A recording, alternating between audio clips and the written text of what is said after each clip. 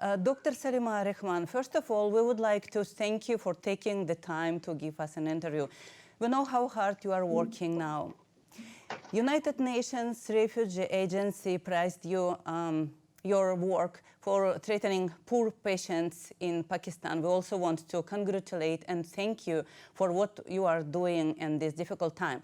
It's extremely important while the world is fighting COVID-19, and there are many people need medical care and faces financial difficulties. And it's especially hard time for the poor people. Could you please tell us where and how are you working now, and who are those patients? First of all, I want to thank you. Thanks to UNHCR, Pakistan, and all of those who have always appreciated me and who have been so kind. I am working in Holy Family Hospital, Rawalpindi, Pakistan, as postgraduate trainee and specializing in obstetric and gynecology. And here, all women of reproductive age came. Most of them are pregnant females.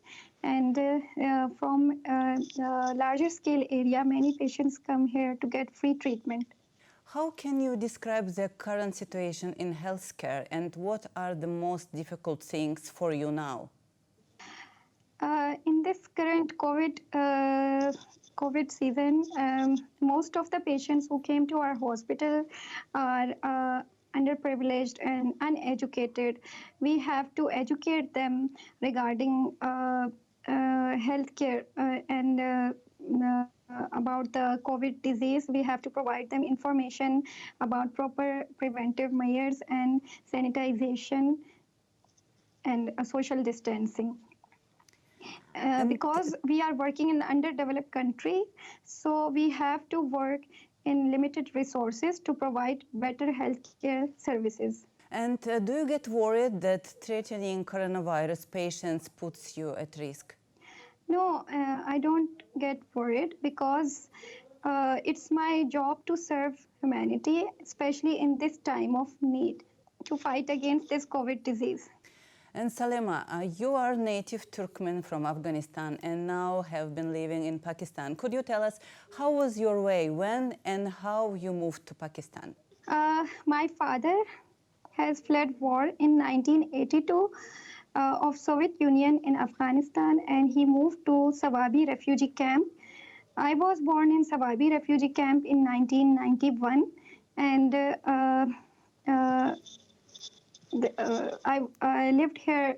We are third generation refugees living in Pakistan. And what was the life of young refugee girl? How did you cope with a refugee life and became a doctor?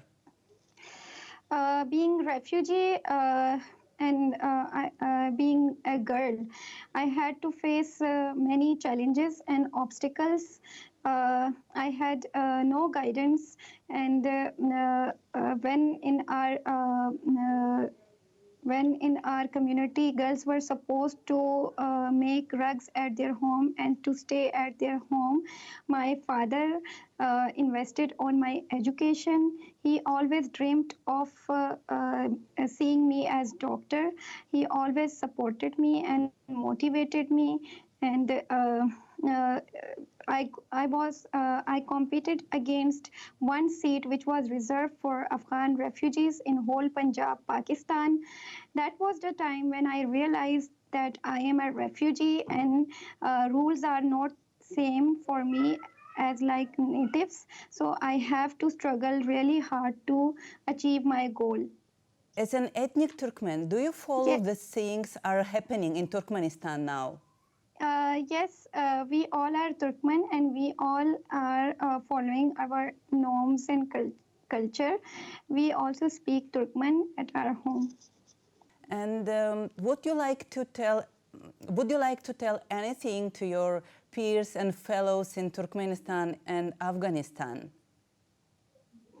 Yes, I want to give them a message that our generation and the coming generation, they should come forward. They should come forward for their betterment and for the development of our country, because we are the youth and we can bring the difference. By education is the best tool, and by serving humanity we can bring peace.